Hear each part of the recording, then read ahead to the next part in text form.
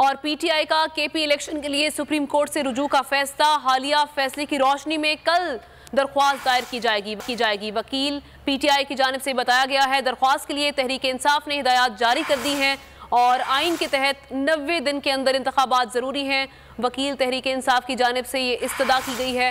PTI का KP election के लिए सुप्रीम कोर्ट से रुजू करने का ये फैसला सामने आ रहा है। हालिया फैसले की रोशनी में कल दरख्वास्त दायर की जाएगी। वकील पीटीआई ने कंफर्म किया है दरख्वास्त के लिए तहरीक इंसाफ ने हिदायत भी जारी कर दी हैं। आइन के तहत 90 दिन के अंदर इंतखाबात कराना ज़रूरी है, दरख्वास्त में ये कहा गया है। तो दरख्वास्त दायर की जाएगी इस सिलसिले में पीटीआई की जानिब से। इसी हवाले से बात करते हैं, हमारे नुमाइंदे मोहम्मद नुमान हमारे साथ मौजूद हैं, उनसे बात करते हैं। बताइएगा क्या तफसीलात सामने आई है नुमान? जी बिल्कुल, ये पीटीआई के वकील हैं एडवोकेट गौहर, उन्होंने ये कहा है कि सुप्रीम कोर्ट में पीटीआई की जानिब से रिट दायर की जाएगी और इसका मकसद ये है कि जो सुप्रीम कोर्ट ने फैसला कर लिया है कि इंतखाबात कराए जाएं। तमाम जो खैबर पख्तूनख्वा में इलेक्शन है उसकी तारीख नहीं दी गई।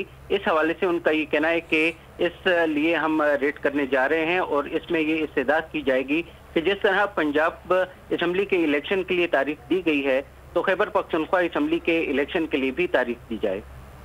ठीक है, शुक्रिया आपका नुमान। तो नजर आ रहा है सामने लिखा हुआ है जुल्म मिटने के लिए दो चीजों से मिटेगा भाई। एक, अदल की कुर्सी पे जो लोग बैठते हैं ना वो अदल के हिसाब से फैसले करने लगे।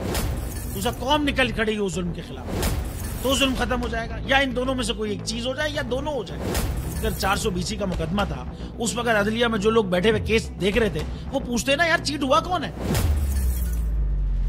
जब उनको दिखता कोई चीट नहीं हुआ केस खत्म कर देते। तो जालिम जुल्म कर ही नहीं पाता।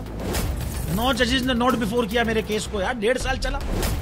शख्सी जमानत का केस, सेम केस इस्लामाबाद में कर दिया। एक ही इल्जाम पे 2 केस हो नहीं सकते भाई। मतलब 60 दिन का वक्त होता है। 102 दिन के बाद मैं जीत गया, केस बरी हो गया। 102 दिन के बाद अपील फाइल की, एक्सेप्ट कर ली। नहीं करते ना एक्सेप्ट, खत्म हो जाता ना जुल्म यार। भरी अदालत में मुझे बरी कर दिया, फिर पता नहीं क्या हुआ 2.5 घंटे बाद का नोट बिफोर।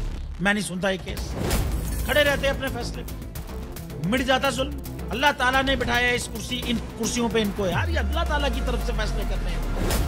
तो या तो ये फैसले आएंगे जुल्म मिट जाएगा या कौम खड़ी हो जाएगी जुल्म के खिलाफ।